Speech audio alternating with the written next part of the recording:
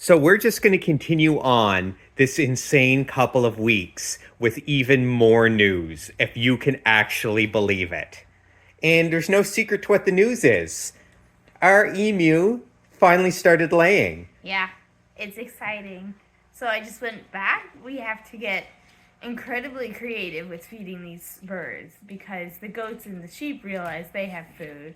So they'll eat all their food and then go up and they're wrecking actually fences to get in to get where the food are. So being a little creative, and we put stations kind of here, there, and everywhere that are above their reach because they don't look past the house. And with the snow, it's mud too, but with the snow, it's really easy to see their preferred paths. So I just kind of every morning just kind of follow their paths and just to see, where they're hanging out. I did expect them to lay in the house, but maybe they're laying outside. This is not frozen. And that brings us to one of the challenges of emus in Canada. They always lay in the winter, Yeah. and the eggs will freeze long before they're found in a lot of cases. And typically what I was reading is they lay about 7 p.m. And so what might have occurred here, because on this side is mud. Now the ground is frozen, so they might have just laid this egg or laid it and he laid on it to keep it warm, which is kind of neat. So Because with emus, the male does all the work. all the work. Yep. Yeah, she likes to spread her affections around to many men if around. But this is exciting. So what we're going to do is we're going to leave this out till tonight. We're going to let it come to room temperature. We're going to get our incubator set up because she should start, now that she's laid, lay every 3 days. So It's exciting. look at this. It's so beautiful. It's the most exciting time of year for emu people.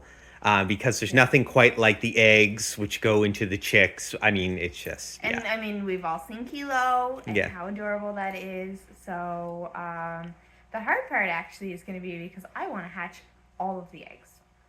I want to hatch them all. And we can't keep them if they're successful, mind you, at a 50 to 75% failure rate. Yeah. May not be the issue. Last year she only laid 6 eggs. So, but how do you get rid of them? I know. It's so hard. It It's is. so hard.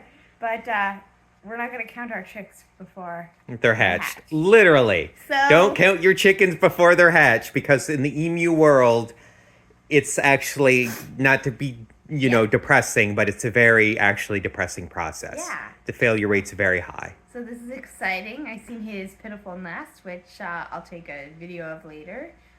So now I'll be going out around maybe 8:30, seeing where they are, check for eggs, and then I'll go out first thing in the morning and see if they've laid, and then periodically through the day and whatnot. So They have literally waited to the coldest week so far of winter.